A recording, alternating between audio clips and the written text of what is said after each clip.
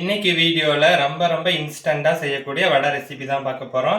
இது செய்யறதுக்கு அரை மணி நேரம் இருந்தாவே போதும்.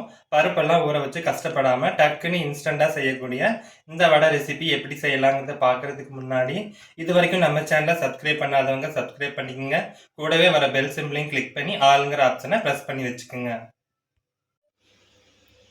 பருப்பு ஊற வச்சு கஷ்டப்படாமல் டக்குன்னு அரை மணி நேரத்தில் இந்த வடையை செய்யலாம். சாப்பிட்றதுக்கே ரொம்ப டேஸ்டியாக இருக்கும். கண்டிப்பாக இந்த மழை காலத்தில் ஏதாவது சாப்பிடணும்னு தோணுச்சுன்னா கண்டிப்பாக இது அரை மணி நேரத்துலேயே இந்த வடை ரெடி ஆயிரும். சாப்பிட்றதுக்கும் ரொம்ப டேஸ்ட்டாக இருக்கும். கண்டிப்பாக இதை ஒரு வாட்டி ட்ரை பண்ணி பார்த்துட்டு உங்கள் ஃபீட்பேக்ஸை கமெண்ட் பாக்ஸில் சொல்லுங்கள். வணக்கம், என் பேர் Jayapalraju. Welcome to Mettur multi craft channel. First இந்த ரெசிபி பண்ணுறதுக்கு ஒரு மிக்சிங் ஜாரில் 1 கிளாஸ் அளவுக்கு நான் அரிசி எடுத்துருக்கிறேன். நான் சாப்பாட்டுக்கு வடிக்கிற அரிசி தாங்க எடுத்துருக்கேன். நீங்கள் எந்த பாஸ்மதி ரைஸ் கூட யூஸ் பண்ணலாம், இட்லி அரிசியும் கூட யூஸ் பண்ணிக்கலாம். இப்போ அரிசி எடுத்த அதே டம்ளரில் அரை டம்ளர் அளவுக்கு கடலைப்பருப்பு சேர்க்குறேன். கூடவே அரை டம்ளர் அளவுக்கு பாசிப்பருப்பு, அரை ஸ்பூன் சோம்பு சேர்த்துக்கலாம், அரை ஸ்பூன் ஜீரகமும் சேர்த்துக்கலாம்.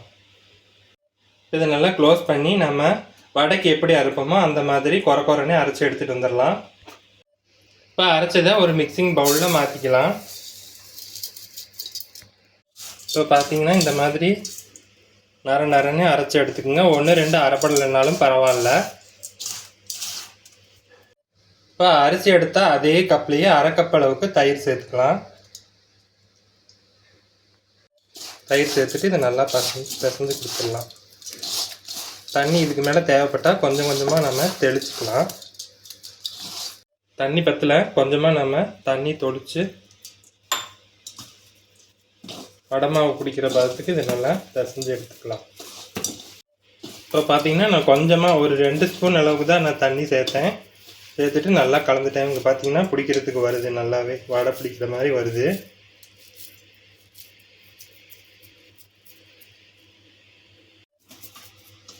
இதை இப்போ ஒரு அரை மணி நேரம் ஊற விட்டுடலாம். இந்த மாதிரி நல்லா ப்ரெஸ் பண்ணி அமுக்கி விட்டுட்டு ஒரு அரை மணி நேரம் மூடி போட்டு மூடி வச்சிடலாம். அதுக்குள்ளே நம்ம தேவையான பொருட்கள்லாம் ரெடி பண்ணிக்கலாம். இப்போ அரை மணி நேரம் ஆயிடுச்சு. மூடி ஓப்பன் பண்ணி பார்க்கலாம். பாருங்கள், நல்லா ஊறி இந்த மாதிரி கெட்டியாக தான் இருக்கும்.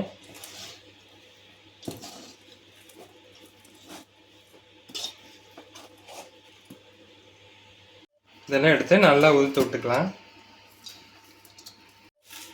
இப்போ நம்ம இதுக்கு தண்ணி சேர்க்கணுங்கிற அவசியம் இல்லை. நம்ம எல்லா பொருளும் சேர்த்துட்டு அப்புறமே சேர்த்துக்கலாம். தண்ணி தேவைப்பட்டால் தொளிச்சுக்கலாம்.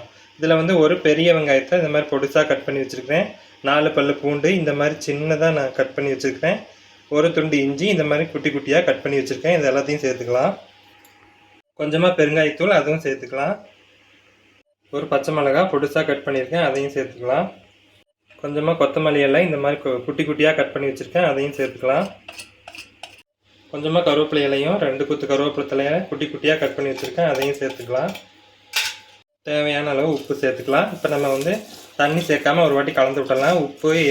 உப்பு சேர்த்துருக்குறோம். இதுலேருந்து வெங்காயத்துலேருந்து தண்ணி விட்டு வரும். இதை நல்லா கலந்துட்டு தேவைப்பட்டால் வேணால் கொஞ்சமாக நம்ம தண்ணி தொளித்து இதில் சேர்த்துக்கலாம், பிசைஞ்சு எடுத்துக்கலாம். இது எல்லாத்தையும் நல்லா கலந்தாச்சு. எனக்கு கொஞ்சம் தண்ணி பற்றலை. நான் 1 ஸ்பூன் அளவுக்கு மட்டும் இதில் தண்ணி தொளிச்சு சேர்த்துட்டு பிசைஞ்சு பார்க்குறேன்.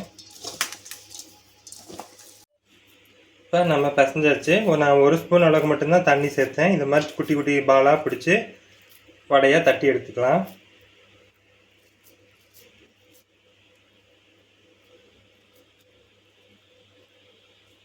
ஓரத்துலலாம் கொஞ்சம் அட்ஜஸ்ட் பண்ணிக்கலாம். இப்போ பார்த்தீங்கன்னா வடையிலெல்லாம் தட்டி எடுத்தாச்சு. நான் கொஞ்சம் சின்ன சைஸாக தான் போட்டிருக்கேன்.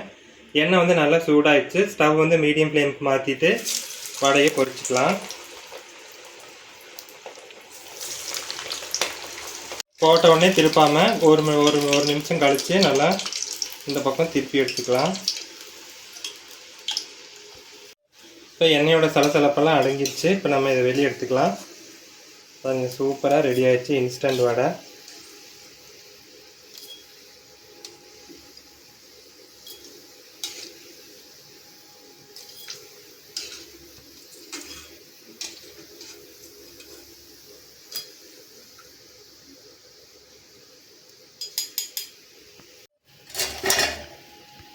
இதே மாதிரி மீதி இருக்க எல்லாத்தையும் நம்ம பொரிச்சு எடுத்துக்கலாம்.